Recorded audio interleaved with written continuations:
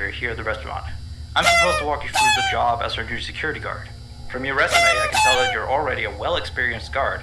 But, it's protocol, so I have to walk you through the basics anyway.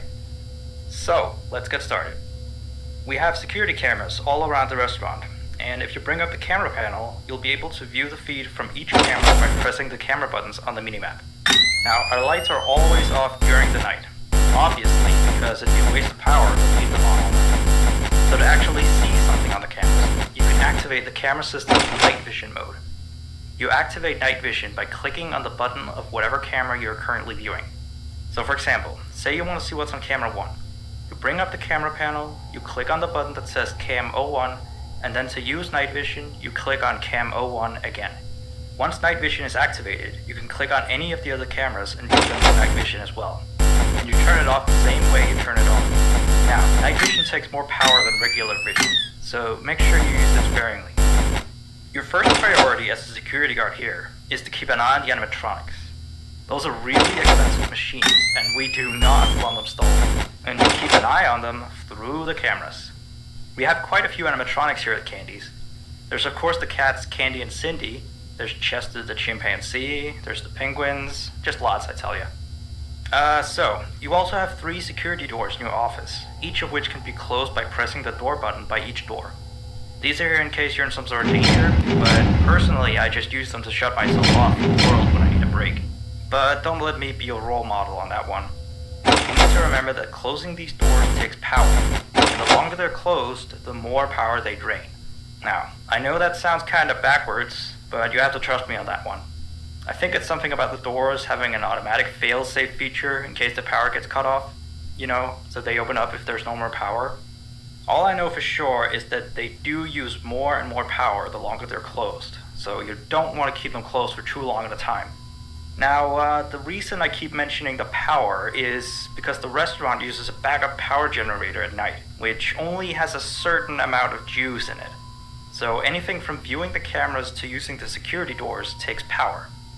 You can see how much power you have left on the computer on the desk in front of you. Try not to run out of power. If you do though, you won't be stuck in the office since the doors will always open up anyway.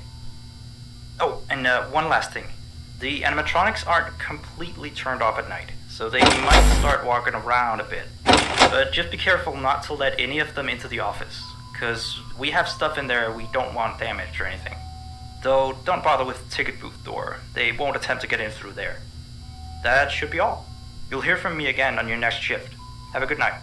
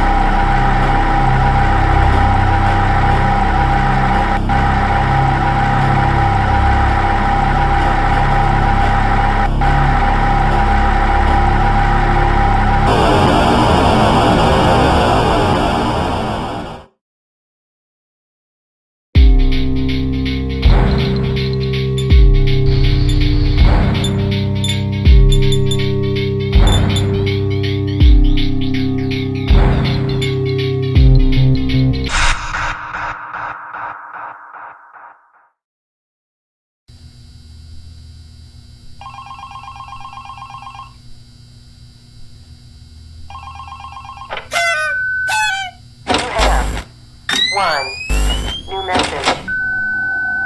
Hey there. I put up a note today to gather some intel on the animatronics from the other employees. Just to get a list of the issues we've had with them. They've written down some stuff here for you, so let's see. Alright, so obviously the animatronics walk around at night, you know that by now. They try to get to places they shouldn't be. Yep. They act weird after dark. Yep. They don't like adults. I mean, I suppose. They always seem nice around children. Around us employees, they just kinda stare at you. I always thought they just hadn't been coded to interact with anyone other than children. But some of the other employees have felt threatened by them now and then.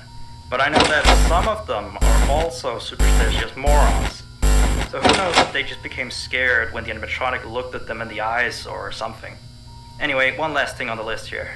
The last penguin interferes with the system. There's a sentence I never thought I'd say. We have these penguin animatronics as waiters. They take people's orders and whatnot. We used to have 3 of them, but 2 of them broke down and haven't been fixed yet. I think they're referring to the 3rd penguin that still works, or, well, apparently it doesn't quite work. So yeah, definitely don't let him into the office. His presence alone could probably destroy our systems. Well, that'll be it for now. I'll be sure to leave another message for your next shift.